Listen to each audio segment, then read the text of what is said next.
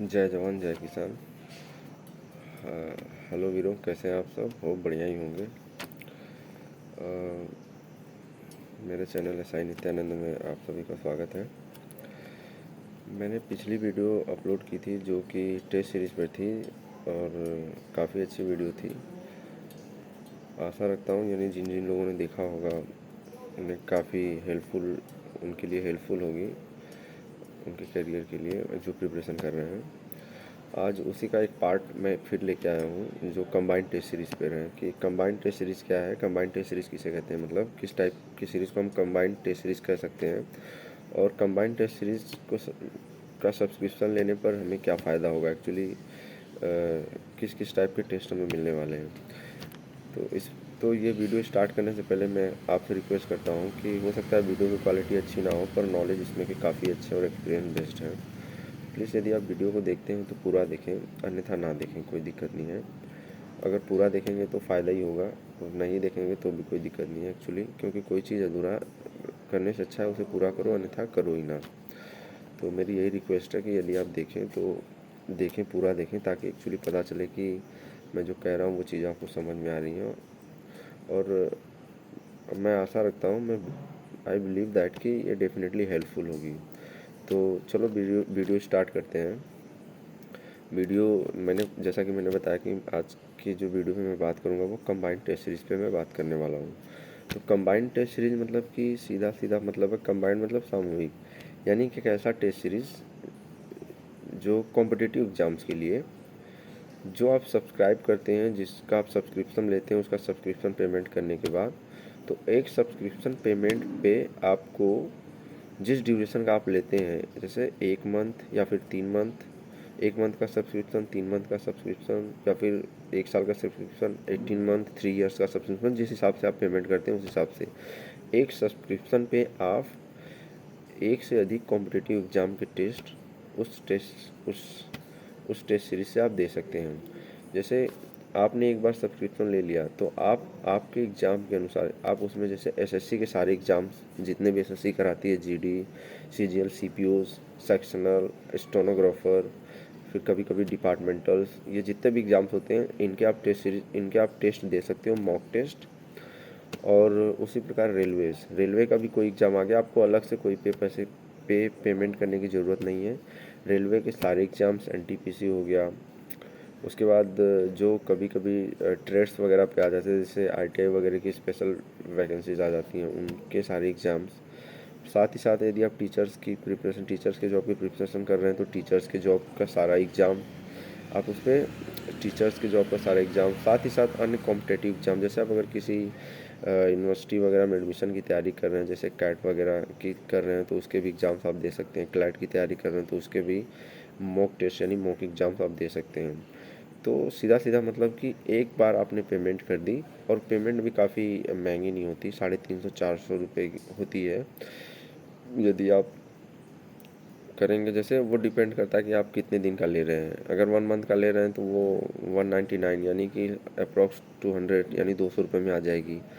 अगर आप 6 मंथ का ले रहे हैं तो 399 या फिर 299 यानी 300, या फिर यदि आप 1 ईयर का लेते हैं तो 6 अप्रॉक्स 700, ऐसे करके काफ़ी होता है। एक बार आपने ले लिया तो उस पर आप कोई भी कॉम्पिटिटिव एग्ज़ाम का मॉक दे सकते हो बड़े आसानी से। और जैसे हाँ, कोई भी मॉक एग्ज़ाम का आप दे सकते हो। तो अब इसमें हम बात करें कि ये कौन कौन सी टेस्ट सीरीज़ हैं। तो एक तो अभी जो मार्केट में बहुत प्रिवेलिंग्स है वो है टेक्स्ट बुक। टेक्स्ट बुक काफ़ी, जितने भी लड़के जो भी कॉम्पिटिटिव एग्ज़ाम्स की प्रिपरेशन कर रहे हैं, जो किसी भी एग्ज़ाम की, सीजीएल, सीपीओ, उसके बाद या फिर कोई स्टेट एग्ज़ाम हो गया आपका, जैसे स्टेट पुलिस या फिर स्टेट कमीशन का हो गया, जैसे बिहार का BPSSC है, बिहार पब्लिक कमीशन करके, वैसे उत्तर प्रदेश का UP, Uttar Pradesh public service, Uttar Pradesh staff selection commission, Bihar BPSC, Bihar staff selection commission, ऐसे ही यूके SSC है, DSSB है। तो सारे एग्ज़ाम्स, ये इन सारे एग्ज़ाम्स का आप वहाँ पे टेस्ट दे सकते हो। तो इनके तैयारी करने वाले जो भी बच्चे हैं, जो भी वो उनके पास टेक्स्ट बुक का सब्सक्रिप्शन रहता ही है। इवन मेरे पास खुद भी टेक्स्ट बुक का सब्सक्रिप्शन है, जो मैंने ऑलरेडी पहले भी वीडियो में मैं बता चुका हूँ। तो टेक्स्ट बुक और साथ ही साथ उसके बाद थोड़ी जो मतलब कि टेक्स्ट बुक काफ़ी मार्केट में है। अधिकतर एक टेस्ट को कम से कम 40 50 हज़ार बच्चे अटेम्प्ट करते हैं, और आप उसमें अपना टेस्ट दोगे तो आपको रैंक और मार्क्स दोनों पता चल जाएगा। ये सबसे अच्छी बात है जैसे ही आप टेस्ट सबमिट करोगे। तो टेक्स्ट बुक हो गया। और दूसरा जो एक प्रचलित है, जो काफ़ी कम प्रचलित है, काफ़ी कम लोग जानते हैं, वो है ओलाइव बोर्ड। ओलाइव बोर्ड भी एक वेबसाइट है जहाँ पे आप एक कंबाइंड टेस्ट सीरीज परचेज कर सकते हो ओलाइव बोर्ड का। इसकी टेस्ट सीरीज, इसके जो टेस्ट होते हैं एकदम अप टू डेट होते हैं, एग्ज़ाम पैटर्न पे होते हैं। वैसे टेक्स्ट बुक के भी एग्ज़ाम पैटर्न पे ही होते हैं, पूरा अप टू डेट होते हैं, लेकिन ओलाइव बोर्ड के जो क्वेश्चंस होते हैं वो थोड़ा अच्छे लेवल के होते हैं टेक्स्ट बुक की अपेक्षा, ऐसा लोगों का मानना और है भी। यानी यदि आप टेक्स्ट बुक में अगर 400 का कोई कोई एग्ज़ाम दे रहे हैं, सपोज़ अगर आप एसएससी जीडी का 160 पेपर का 160 नंबर का एग्ज़ाम जो है कि दे रहे हैं, जो कि अभी नया पैटर्न है, और आप टेक्स्ट बुक में 140 ला रहे हैं, तो ओलाइव बोर्ड पे आपको 120 125 लाना मुश्किल हो जाएगा। मतलब उस टाइप का है, काफ़ी अच्छा है। और ओलाइव बोर्ड की जो सब्सक्रिप्शन फ़ी है वो टेक्स्ट बुक की अपेक्षा थोड़ी थोड़ी कॉस्टली है, थोड़ी महंगी भी है। तो ओलाइव बोर्ड हो गया, ये काफ़ी अच्छा है ये भी।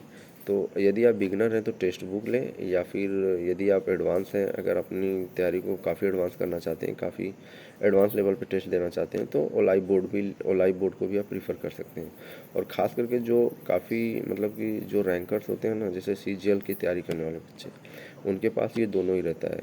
वो किसी कोचिंग में पेमेंट करके उस किसी कोचिंग का वो सिलेबस खरीद के या ऑनलाइन कोचिंग पढ़ते हैं, ऐसा कुछ नहीं करते। वो खुद सेल्फ प्रिपरेशन करते हैं, अधिक से अधिक प्रैक्टिस देते हैं, मॉक देते हैं, और उनके पास ये दोनों टेस्ट सीरीज रहती हैं, यानी कि ओलाइव बोर्ड का भी और ये टेस्ट सीरीज़ का भी। 1000 1200 रुपये एक बार आपने 1000 रुपये खर्च कर दिया, तो मेरे हिसाब से दोनों की टेस्ट सीरीज आपके पास आ जाएंगी 1 साल के लिए। और 1 साल में तो आप मतलब आपको काफ़ी एग्ज़ाम दे सकते हो। जैसे सीजीएल का जो सिलेबस है, सीपीओ का जो सिलेबस है, वो अधिकांशतः जो छोटे छोटे एग्ज़ाम्स होते हैं ना स्टेट गवर्नमेंट के, उनको कवर कर देता है। सीजीएल की तैयारी करने वाला बच्चा यूपीएसआई, बिहार एसआई को बहुत अच्छे से क्रैक कर देगा। बिहार एसआई का थोड़ा सा जीएस एडवांस रहता है तो उसको हटा देते हैं, पर यूपीएसआई का तो काफ़ी कवर कर देगा, बहुत आराम से बैठते ही वो निकाल देगा। उसमें बस थोड़ा सा उसे अलग से हिंदी पढ़ना होता है। और डीएसएल भी तो पूरा एकदम एसएससी के सिलेबस पर ही है, दिल्ली स्टाफ सिलेक्शन बोर्ड का जो आता है। डीडीए का भी वैसा ही है। तो उसके बाद सेंट्रल की काफ़ी वैकेंसी जो पीएसयू वगैरह में निकलती हैं, वो भी उसी पे उसके सिलेबस पे ही बेस्ड रहती हैं, तो बहुत आसानी से क्रैक कर जाता है वो, बहुत आसानी से। कलर के लिए तो सोचने की ज़रूरत ही नहीं है। हाँ, इवन आप बैंक का भी टेस्ट इस पे दे सकते हो। मतलब एक बार आपने पेमेंट किया, फिर अलग से कोई पेमेंट करने की ज़रूरत नहीं है। आप साल भर में भारत में होने वाले तमाम एग्ज़ाम का वो मॉक टेस्ट आप उस पर आराम से आसानी से दे सकते हो, अलग से कोई पैसे देने की ज़रूरत नहीं है। अब थोड़ा सा फीचर्स की मैं बात कर लेता हूँ। जैसे कंबाइंड टेस्ट सीरीज़ का जो मेन फीचर्स है उसमें क्या क्या होता है। जैसे अगर आप टेक्स्ट बुक का उठा लें, तो टेक्स्ट बुक क्या क्या फ़ीचर देता है। पहला जो फीचर देता है, आप किसी भी टेक्स्ट बुक के किसी भी टेस्ट को आप उठा लें, चाहे टीचिंग का टेस्ट हो, चाहे एसएससी का हो, चाहे रेलवे का हो। जैसे सपोज करो आप एसएससी जीडी का आप दे रहे हैं या सीजीएल का दे रहे हैं, तो जैसे जब भी आप एसएससी सीजीएल यानी टेस्ट में जाएंगे, एसएससी पे क्लिक करेंगे, वो तुरंत दिखा देगा। उस पर पूरा आइकन बना हुआ है। जब आप टेस्ट पे क्लिक करेंगे, उस पर होम बटन पे जाके एक बार पेमेंट करके, तो टेस्ट वाले आइकन पे क्लिक करेंगे, वो दिखा देगा आपको किसका देना है। गवर्नमेंट ऑर्गेनाइजेशन का देना है, टीचर्स का देना है, एसएससी का देना है, बैंकिंग का देना है, यूजीसी नेट जेआरएफ स्लेट का देना है, या अदर ऑर्गेनाइजेशन का देना है। जिसका भी देना है, एसबीआई पीओ का देना है, वो दिखा देगा। जैसे आपको एसएससी क्लिक करेंगे, क्लिक किए एसएससी के एग्ज़ाम पर, उस पर दिखा देगा। उस फिर आगे खुलेगा, वो दिखाएगा आपको एसएससी के एग्ज़ाम में एसएससी सीजीएल का देना है, सीपीओ का देना है, जीडी का देना है। मैं जीडी को पकड़ लेता हूँ, छोटा सा एग्ज़ाम है। जब आप जीडी पे जाएंगे, उस पर क्लिक करेंगे ना, तो वो इनरोल करने के लिए कहेगा। जैसे जैसे ही आप इनरोल पे क्लिक करेंगे, क्योंकि आपने पेमेंट कर दिया है, सारे टेस्ट ओपन हो जाएंगे। तो उसमें फीचर्स क्या देता है। पहला फीचर देता है फुल लेंथ टेस्ट, यानी आप किस टाइप के टेस्ट देना चाहते हैं। फुल लेंथ टेस्ट मतलब कि क्या आप एक जो टेस्ट पैटर्न पे जो एसएससी जीडी का टेस्ट है, यानी कि 80 मिनट का जो है, 80 क्वेश्चन, 60 क्वेश्चन 80 मिनट का जो है, आप उसे 80 मिनट का पेपर देना चाहते हैं पूरा, एकदम exam pattern as it is, ठीक है। वो तो उसे बोलते हैं फुल लेंथ टेस्ट, यानी पूरा एज पर द एग्ज़ाम। तो आप फुल लेंथ टेस्ट देना चाहते हैं, दूसरा जो देता है दूसरा यानी फुल लेंथ टेस्ट वो दे सकते हैं। उसके बाद दूसरा फीचर तो वहीं बगल में रहता है। या आप PYQ देना चाहते हैं यानी प्रीवियस ईयर क्वेश्चन पेपर, जो इसके पहले यानी इस एग्ज़ाम जैसे 2023 में जो बच्चे एग्ज़ाम देंगे 2023 के पहले 2022 में भी पेपर हुआ है, 2021 में भी पेपर हुआ है, तो 2022 का एग्ज़ाम 2022 के जितने भी क्वेश्चन पेपर हैं वो वहाँ पे आपको मिल जाएंगे। आपको उसे एज ए टेस्ट मिल जाएंगे, एज ए मॉक टेस्ट। तो वो PYQ यानी आप प्रीवियस ईयर क्वेश्चंस यानी आप प्रीवियस ईयर क्वेश्चन को वहाँ पे एज ए टेस्ट के हिसाब से दे सकते हैं। तो वो दूसरा फीचर हो गया कि आप PYQ देना चाहते हैं। तीसरा देता है चैप्टर वाइज टेस्ट। क्या आप चैप्टर वाइज टेस्ट देना चाहते हैं? Chapter wise in the sense कि जैसे कोई चाहता है कि मैंने पॉलिटिकल साइंस यानी राजनीतिक विज्ञान पढ़ लिया, तो मैं राजनीतिक विज्ञान में देखूँ मेरे कितने मार्क्स आ रहे हैं।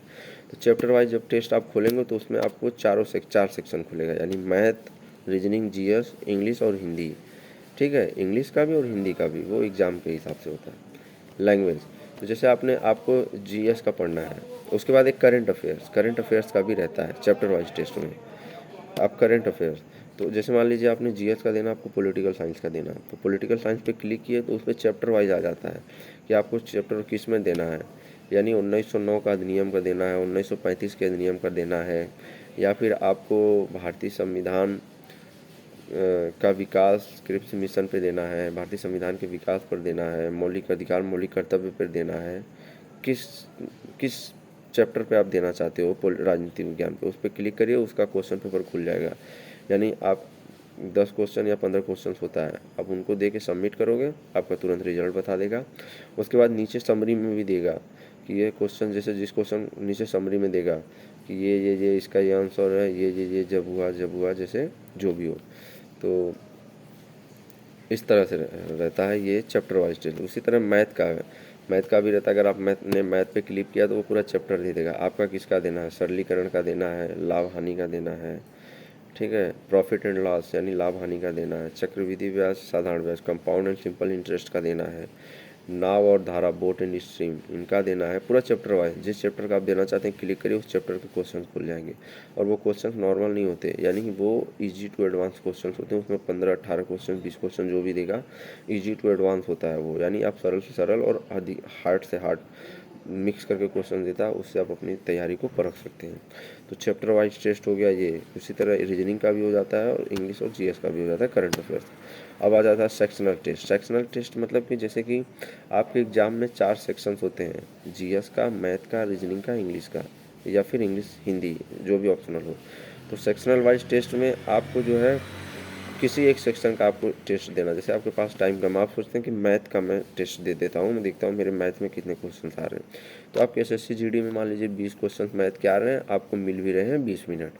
तो ऐसे ही जब सेक्शनल टेस्ट खोलेंगे तो आपका चारों आइकॉन में खुल जाएगा। आप सेक्शनल टेस्ट GS का देना चाहते हैं, मैथ, रीजनिंग या लैंग्वेज का, तो आपने मैथ पे क्लिक किया और जैसे ही मैथ पे क्लिक करेंगे वो आपका टेस्ट, उस पर 15-18 टेस्ट रहता है। वो मतलब ये एक फीचर ये भी है कि आपको लगेगा 18 टेस्ट तो बहुत कम है, लेकिन जैसे ही आप वो टेस्ट को कंप्लीट नहीं कर पाएंगे उससे पहले टेस्ट बुक और टेस्ट जोड़ देता है और आपको सेक्शनल टेस्ट जोड़ देता है। ऐसे ऐसे आपके एग्ज़ाम आने तक आपको 50-60 टेस्ट दे देगा। आप टेस्ट कभी ख़त्म ही नहीं कर पाओगे, इतने मॉक देता रहता है।